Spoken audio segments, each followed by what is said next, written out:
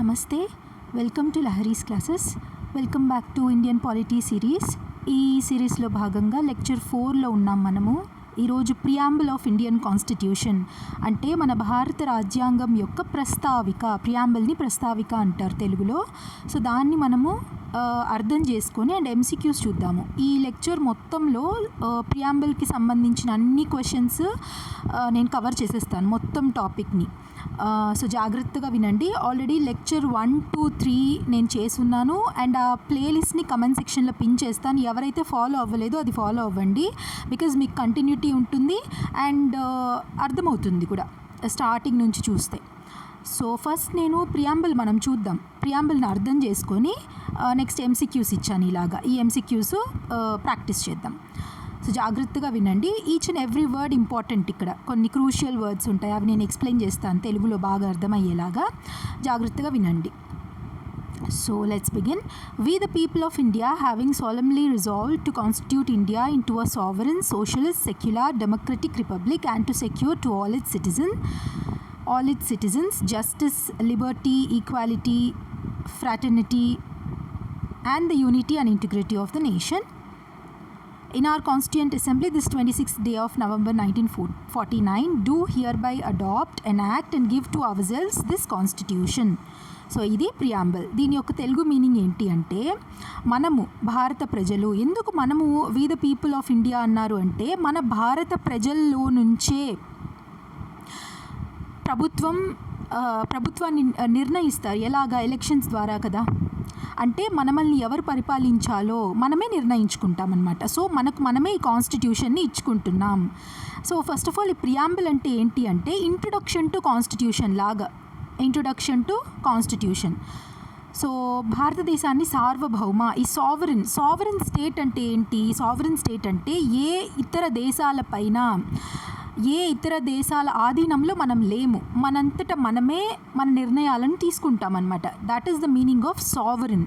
And next socialist అంటే సామ్యవాదం అంటే అందరికీ సంపద సమానంగా పంచాలి.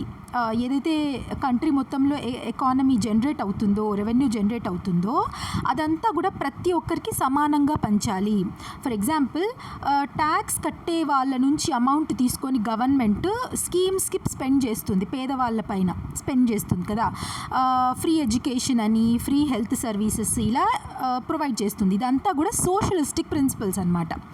సో సావరిన్ చూసాం, సోషలిస్ట్ చూసాం. నెక్స్ట్ సెక్యులర్ అంటే ఏంటి? సెక్యులర్ అంటే ధర్మ నిరపేక్ష.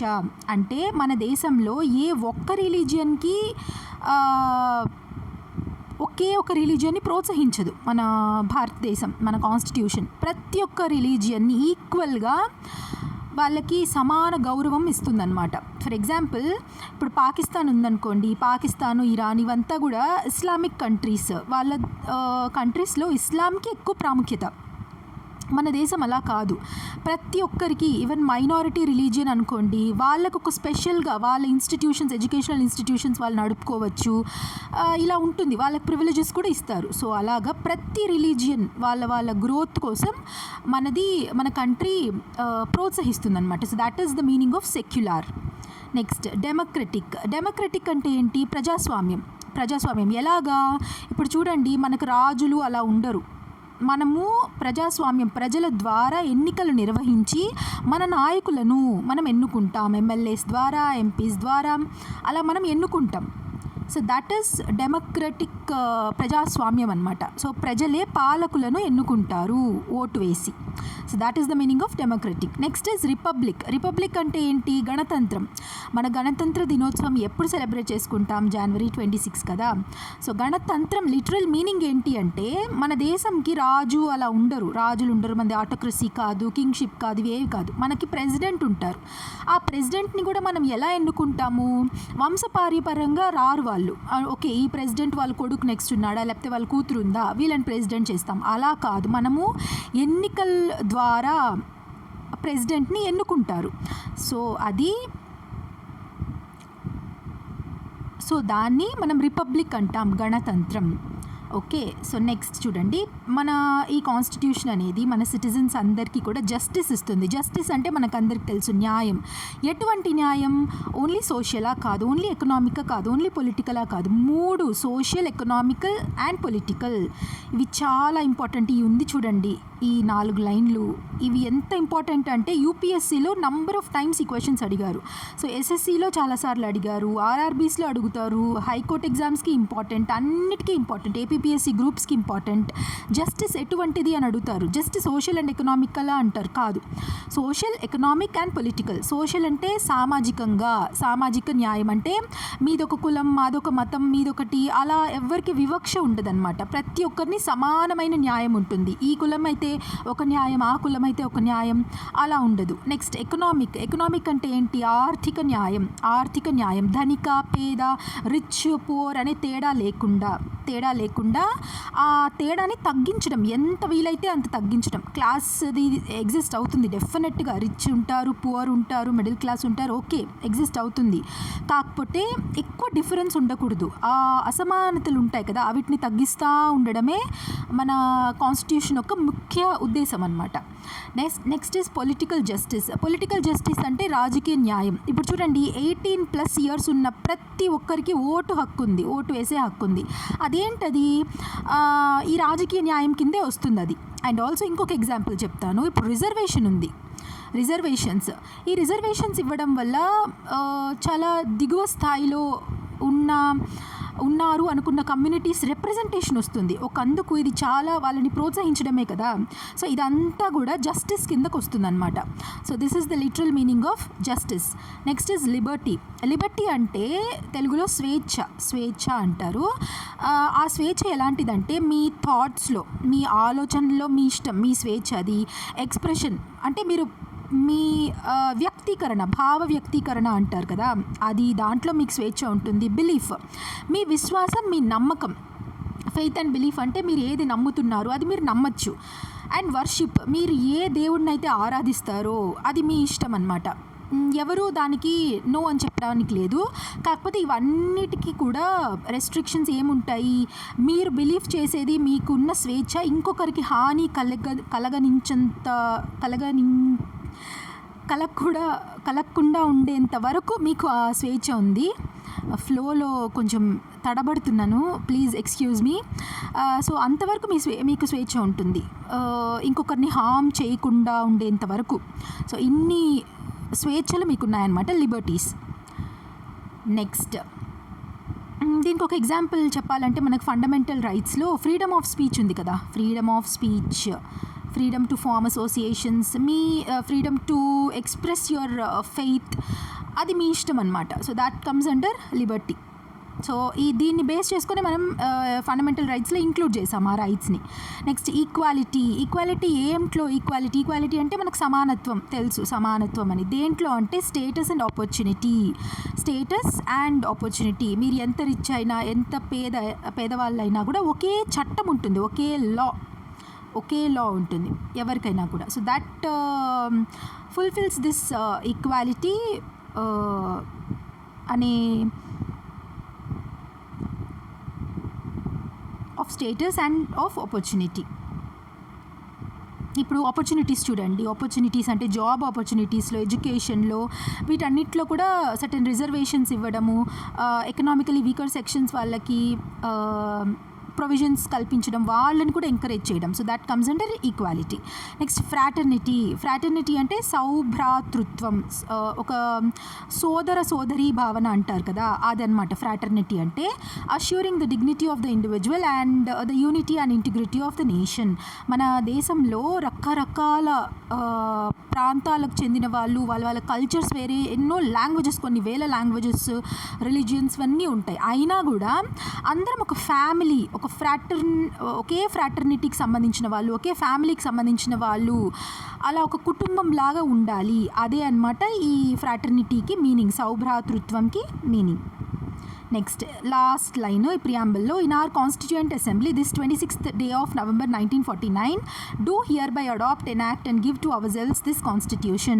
ఈ విధంగా ఏవైతే మనం ప్రొవిజన్స్ చెప్పామో ఆ విధంగా మన రాజ్యాంగ సభలో November 26th 1949 కాన్స్టిట్యూషన్ డే అంటారు. కాన్స్టిట్యూషన్ డే ఆ రోజున ఈ రాజ్యాంగాన్ని మనం ఆమోదించేసాం ఫైనల్గా అండ్ అమలు చేస్తున్నాం. మేము ప్రజల ద్వారా చేయబడినది, ప్రజల కోసం చేయబడిన ఈ రాజ్యాంగాన్ని మేము ఆమోదిస్తున్నాం అండ్ అమలు చేస్తున్నాం అని దాని మీనింగ్ అనమాట. నెక్స్ట్ క్వశ్చన్స్ చూస్తాము. The preamble of the Indian constitution was adopted on which date? ఏ రోజున, ఏ తేదీన మనం ఆమోదించాము ప్రస్తావికని అంటే ప్రియాంబుల్ని అంటే 26 November 1949. ఇది ఏంటి? Constitution day. Next, who move the objective resolution which later became the preamble? ఎవరు ఈ ఉద్దేశ తీర్మానాన్ని ప్రవేశపెట్టారు కాన్స్టిట్యూయెంట్ అసెంబ్లీలో? తర్వాత లేటర్ పాయింట్ ఇన్ టైం ఇది ప్రియాంబుల్గా మారింది అంటే జవహర్లాల్ నెహ్రూ గారు. ఇదేం లేదు, ఈ తీర్మానంలో గైడ్ లైన్స్ ఉంటాయన్నమాట. ఎలా మనం కాన్స్టిట్యూషన్ని ప్రిపేర్ చేసుకోవాలి, ఏ ప్రిన్సిపల్స్ని బేస్ చేసుకొని ప్రిపేర్ చేయాలి. ఇప్పుడు మనం చూసాం కదా, జస్టిస్, లిబర్టీ ఆఫ్ థాట్ అని, ఫ్రాటర్నిటీ అని, ఈక్వాలిటీ అని, ఇవంతా ప్రిన్సిపల్స్ గైడింగ్ ప్రిన్సిపల్స్. అండ్ సావరిన్గా ఉండాలి, డెమోక్రటిక్ రిపబ్లిక్గా ఉండాలి, సెక్యులర్, ఇవంతా గైడింగ్ ప్రిన్సిపల్స్ అనమాట. సో దాని యొక్క రూట్స్ ఈ ఆబ్జెక్టివ్స్ రెజల్యూషన్లో ఉంది. నేను హిస్టరీ ఆఫ్ ఇండియన్ కాన్స్టిట్యూషన్ అని లెక్చర్ 2 చేశాను. ఆ లెక్చర్ 2 చూడండి, చాలా ఇంపార్టెంట్. దాంట్లో హిస్టరీలో ఇదంతా కూడా కవర్ చేశాను. ఆబ్జెక్టివ్ రెజల్యూషన్ ఇదంతా కూడా ఏ డేట్లో ప్రవేశపెట్టారు, ఎప్పుడు అమల్లోకి వచ్చింది, ఇవంతా కూడా చాలా important. Next, preamble of the Indian constitution is based on which document? ముందు చూసిన బిట్టే ఆబ్జెక్టివ్ రెజల్యూషన్ని బేస్ చేసుకొని. Which of the following words was added to the preamble by the 42nd amendment? మనం చూసాం కదా, సోషలిస్ట్, సెక్యులర్, డెమోక్రటిక్, రిపబ్లిక్, ముందు sovereign, ఇవంతా చూసాం కదా. ఈ 5 పదాలు ఒకేసారి ప్రియాంబుల్లో చేర్చబడలేదు. ఒక అమెండ్మెంట్ జరిగింది ప్రియాంబుల్కి, ఒక్కగానొక్క అమెండ్మెంట్, ఓన్లీ వన్స్. సో ఆ అమెండ్మెంట్ ఏంటి అంటే 42nd అమెండ్మెంట్. ఆ అమెండ్మెంట్ టైంలోనే సోషలిస్ట్ అనే వర్డ్ని యాడ్ చేశారు. ఇంకొక 2 వర్డ్స్ కూడా యాడ్ చేశారు. నెక్స్ట్ బిట్స్లో చూద్దాము. Which of the following words was not originally part of the preamble? Original ప్రియాంబుల్లో పార్ట్ కాని వర్డ్స్ ఏంటి అంటే secular. The term sovereign in the preamble implies that, మనం ఆల్రెడీ చూసాం కదా, సావరిన్ మీనింగ్ ఏంటి అని అంటున్నారు లిటరల్గా చెప్పాలంటే తెలుగులో. Independent in internal and external affairs, మన నిర్ణయాలు మన దేశమే తీసుకుంటుంది, ఏ ఇతర దేశాలపైన డిపెండ్ అవ్వదు. అదే ఇప్పుడు మీరు ఒక వర్డ్ చూసారా, డొమినియన్ స్టేటస్ అని. డొమినియన్ స్టేటస్ దీని మీనింగ్ ఏంటి అంటే కంప్లీట్గా ఇండిపెండెంట్ కాదనమాట. ఆ ఒక్క దేశం కంప్లీట్ ఇండిపెండెంట్ కాదు, ఈ బ్రిటిష్ వాళ్ళ కిందే ఉంటుంది, అటానమస్ లాగే ఉంటుంది. కానీ ఏ పెద్ద నిర్ణయాలు తీసుకోవాలన్నా బ్రిటిష్ వాళ్ళ ఇన్ఫ్లుయెన్స్ 100% ఉంటుందన్నమాట. అలాంటి స్టేటస్ డొమినియన్ స్టేటస్ అంటారు. మనది completely sovereign and independent nation. అంటే మన నిర్ణయాలు మనమే తీసుకుంటాము, అది దాని meaning. Next, the term socialist in the preamble implies, ప్రస్తావికలో సామ్యవాద అనే పదం ఏం సూచిస్తుంది అంటే ఈక్వల్ డిస్ట్రిబ్యూషన్ ఆఫ్ వెల్త్, సంపద అందరికీ సమానంగా పంచాలి. The term secular in the preamble means, ప్రస్తావికలో ధర్మ నిరపేక్ష అంటే ఏమిటి అంటే state treats all religions equally, అన్ని మతాలకు మన భారతదేశం సమాన గౌరవం ఇస్తుంది. ఇంకా ఎంకరేజ్ కూడా చేస్తుంది వాళ్ళ మతాలని గ్రో చేసుకోవడానికి పాజిటివ్గా, నాట్ నెగిటివ్. అంటే ఇంకొకరిని హాని చేసి మాది మేము గ్రో అవుతామంటే అలా ఒప్పుకోదు. పాజిటివ్ వేలో గ్రో అవ్వడం, పాజిటివ్ వేలో వాళ్ళ రిలీజియన్ కోసం వాళ్ళు డెవలప్ చేసుకోవడాన్ని మన కాన్స్టిట్యూషన్ ఒప్పుకుంటుంది, అది దాని meaning. And the term democratic in the preamble means, ప్రస్తావికలో లోకతంత్ర అంటే మీనింగ్ ఏమిటి అంటే రూల్ బై లా, ప్రజల చేత పాలించబడడం, ప్రజల పాలన. ప్రస్తావికలో గణతంత్రం అంటే ఏమిటి, రిపబ్లిక్ మీనింగ్ ఏంటి అంటే ఎలక్టెడ్ హెడ్ ఆఫ్ స్టేట్, ఎన్నికైన రాష్ట్రాధిపతి. మనకు రాజులు అలా ఉండరు, లేకపోతే వంశపార్యపరంగా హైయర్స్ ఉండరు. మన రాష్ట్రాధిపతిని మనమే ఎన్నుకుంటాము. That is the literal meaning of republic అంటే ఎలక్టెడ్ హెడ్ ఆఫ్ స్టేట్ ఉంటారు. Justice in the preamble includes, ప్రస్తావికలో న్యాయం ఎలాంటి అంశాలను కలిగి ఉంది అంటే సామాజిక, ఆర్థిక, రాజకీయ, social, economical and political justice. Liberty in the preamble includes, ప్రస్తావికలో స్వేచ్ఛ ఏ అంశాలను కలిగి ఉంది అంటే thought, expression, belief, faith and worship. Equality in the preamble means, ప్రస్తావికలో సమానత్వం అంటే ఏంటి అంటే ఈక్వాలిటీ బిఫోర్ లా, చట్టం ముందు అందరూ సమానమే. చట్టం ముందు ఎంత ప్రెసిడెంట్ అయినా, ఎంత పెద్ద ప్రైమ్ మినిస్టర్ అయినా, ఎంత అంబానీ అయినా, ఎంత రిచ్ పర్సన్ అయినా అందరూ సమానమే. ప్రియాంబుల్ అదే చెప్తుంది. Fraternity in the preamble means, ప్రస్తావికలో సౌభ్రాతృత్వం అంటే ఏమిటి అంటే ఐక్యత మరియు సోదర భావం, బ్రదర్లీహుడ్ ఫీలింగ్ అన్నమాట. Unity and brotherhood.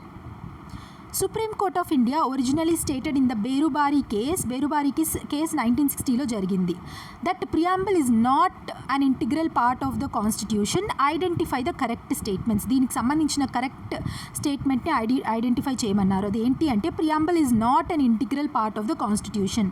బేరుబారి యూనియన్ అనే కేసులో 1960లో ఈ కేసు జరిగింది. ఆ కేసులో సుప్రీంకోర్టు ఏం చెప్పింది అంటే ప్రియాంబుల్ అనేది మన రాజ్యాంగంలో భాగం కాదు, అంతర్భాగం కాదు, అదొక సపరేట్ థింగ్, దీన్ని అమెండ్ చేయకూడదు, ఇలా అంతా చెప్పిందనమాట బేరుబారి కేసులో. కానీ కేశవానంద భారతి కేసు 1973లో ఈ జడ్జిమెంట్ని రివర్స్ చేస్తూ preamble is part of the constitution అని డిక్లేర్ చేస్తుంది. ప్రియాంబుల్ పార్ట్ ఆఫ్ ద కాన్స్టిట్యూషనే అండ్ దాన్ని అమెండ్ కూడా చెయ్యొచ్చు, సమయానుగుణంగా అమెండ్ చేయొచ్చు అని చెప్పింది కేశవానంద భారతి కేసులో. ఈ క్వశ్చన్ అదే చెప్తుంది. Next, who describe the preamble as the soul of the constitution? రాజ్యాంగం యొక్క ఆత్మ ఈ ప్రియాంబుల్, ఈ ప్రస్తావిక అని ఎవరు పేర్కొన్నారు అంటే doctor BR Ambedkar garu preamble is the soul of the constitution అని చెప్పారనమాట. Next, in the year 1994 during the SR Bommai versus union of India case, the supreme court of India held that secularism is part of the basic structure doctrine. Basic structure doctrine అనేది supreme court various జడ్జ్మెంట్స్లో చెప్పిందనమాట. Basic structure అనేది చాలా crucial, దాన్ని touch చేయకుండా ఇంకా ఏ పార్ట్నైనా కూడా amend చేసుకోవచ్చు. ఈ బేసిక్ స్ట్రక్చర్ అనేది అంత ఇంపార్టెంట్ పార్ట్ ఆఫ్ కాన్స్టిట్యూషన్ అని చెప్పింది కదా. ఆ చెప్పిన జడ్జ్మెంట్లో ప్రియాంబుల్కి సంబంధించిన కరెక్ట్ స్టేట్మెంట్ ఏది అంటే secularism is part of the basic structure. Secularism అనేది ప్రియాంబుల్లో చెప్పాం కదా, సెక్యులర్ నేషన్ అని. So that secularism is part of basic structure of the constitution, మౌలిక నిర్మాణంలో భాగం అని ఎస్ఆర్ బొమ్మాయి కేసులో చెప్పారు. Next, the term socialist, secular and integrity, SSI అంటారు, socialist, secular, integrity were added to the Indian constitution by which amendment 42nd amendment act 1976లో. ఈ మూడు పదాలు ముందుగా లేవు, ఒరిజినల్ ప్రియాంబుల్లో లేవు, కానీ ప్రియాంబుల్కి ఒక్కసారి అమెండ్మెంట్ జరిగింది, అదే 42nd అమెండ్మెంట్ యాక్ట్. ఆ యాక్ట్లో భాగంగా సోషలిస్ట్, సెక్యులర్, ఇంటిగ్రిటీ అనే పదాలని యాడ్ చేశారు. ఇది ఇంపార్టెంట్ అంటే ఎంతో ఇంపార్టెంట్ అయిన క్వశ్చన్, చాలా ఇంపార్టెంట్ అయిన MCQ చూసుకోండి. నెక్స్ట్, ఇవి MCQs. ఇప్పుడు హోంవర్క్ MCQs ఇచ్చాను, ఒక 5 MCQs. మీరు నాకు కరెక్ట్ ఆన్సర్స్ని కమెంట్ సెక్షన్లో చెప్పాలి. మనం డిస్కస్ చేసుకున్న వాటిపైన ఈ హోంవర్క్ క్వశ్చన్స్ ఉంటుంది, ప్రాక్టీస్ చేయండి. The preamble to the Indian constitution is based on which resolution? Answer మీరు క్వశ్చన్ నెంబర్ వేసి నాకు చెప్పాలి ఏ ఆప్షన్ అని. Which of the following correctly describes the nature of the Indian state as per the preamble? Preamble ప్రకారం మన Indian state యొక్క nature ఏంటి?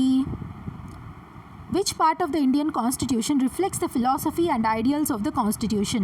Constitution యొక్క ఫిలాసఫీ అండ్ దాని యొక్క ఐడియల్స్ని ఏ పార్ట్లో మెన్షన్ చేశారు అంటే మీరు నాకు ఆన్సర్ని చెప్పాలి. The word socialist and secular were added to the preamble by which amendment? నేను 10 సార్లు స్ట్రెస్ చేసి చెప్పాను ఈ అమెండ్మెంట్ని. సో మీరు నాకు ఆ అమెండ్మెంట్ ఏదో ఆన్సర్ని చెప్పండి. The preamble of the Indian constitution was amended how many times? ఇది కూడా నేను 2-3 సార్లు స్ట్రెస్ చేసి చెప్పాను ఎన్ని టైమ్స్ అమెండ్ చేశారు ప్రియాంబుల్ని అని. ఎన్నిసార్లు నాకు కమెంట్ సెక్షన్లో చెప్పండి. అసలుకే అమెండ్ చేయలేదా, అసలు అమెండ్ చేశారా, అయితే ఎన్నిసార్లు, ఇదన్నమాట క్వశ్చన్. సో ఇది ఈ lecture about preamble of Indian constitution. I hope మీకు అర్థమైంది అనుకుంటున్నాను, మొత్తం కవర్ చేసేసాను. ఇంకా మీరు ఎక్కడ వెతకాల్సిన అవసరం లేదు, ఒకే లెక్చర్లో కంప్లీట్ అయిపోయింది.